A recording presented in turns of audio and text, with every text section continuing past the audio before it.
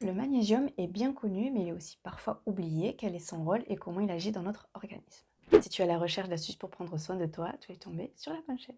Le magnésium est un minéral essentiel dont notre corps a besoin pour bien fonctionner. Il est un petit peu multifonction et il agit sur des secteurs différents. On estime que plus de 70% de la population serait carencée en magnésium. Notre corps ne produit pas et ne stocke pas du magnésium, donc il est essentiel de venir lui en apporter. Un de ses rôles principaux, il intervient dans la fabrication des os et des dents et agit sur le bon fonctionnement de nos muscles et de nos nerfs. Il agit aussi sur notre système nerveux, sur notre récupération musculaire et sur la synthèse des neurotransmetteurs. En tout, il intervient dans plus de 300 réactions biologiques. Je crois que c'est là qu'on commence à se rendre compte qu'il est vraiment essentiel. Une carence en magnésium peut s'expliquer vraiment de différentes façons et la première, c'est le stress. Le stress est un gourmand de magnésium, il adore ça. Il ne se prive pas pour venir te le piquer en grande quantité.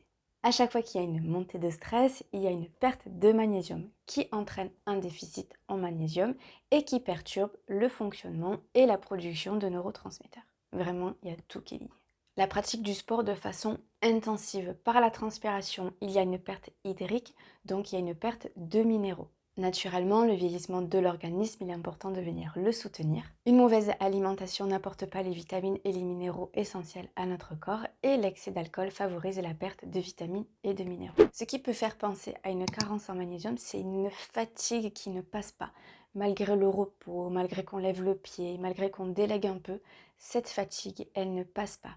On peut se sentir irritable, on peut se sentir anxieux, stressé, une sensibilité émotionnelle, des douleurs musculaires, on peut ressentir aussi des spasmes au niveau de la lèvre ou de la paupière. On peut se sentir aussi vite submergé par toutes les petites choses du quotidien qu'on avait l'habitude de faire facilement et là tout devient une montagne. On peut trouver du magnésium dans notre alimentation, mais notre alimentation moderne ne répond plus vraiment aux besoins nutritionnels dont notre corps a vraiment besoin. Néanmoins, ce n'est pas une raison pour ne pas consommer des aliments qui contiennent du magnésium. Par exemple, le chocolat noir à plus de 70% de cacao, les amandes, les cacahuètes, les noisettes, les poissons gras, les fruits de mer et les céréales complètes type pain complet. Ensuite, si on veut se compléter en magnésium, c'est un petit peu la foire.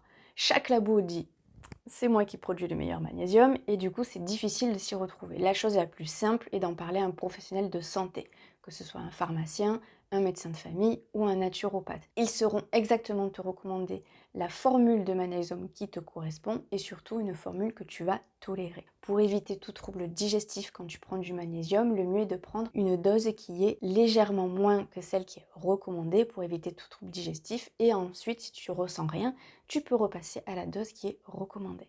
En ce qui concerne la prise du matin ou du soir, les deux sont bien. C'est vrai que le soir c'est bien parce que ça permet du coup vraiment de se détendre et ça accompagne un peu plus facilement le sommeil. Mais le matin aussi ça peut être bien, surtout si tu as des journées un petit peu stressantes, d'apprendre un petit peu le matin. Ça peut être bien aussi pour passer une journée un peu plus apaisée. Il y a quand même des contre-indications sur la supplémentation en magnésium, surtout pour les personnes qui ont des problèmes aux reins. De façon générale, il est toujours préférable d'en discuter avec un professionnel de santé et ne pas se supplémenter tout seul. Je pense que j'ai fait le tour concernant le magnésium. Si tu as des questions, n'hésite pas en commentaire sur mon compte Instagram qui est juste là. Sur ce, je te dis à la prochaine. Ciao!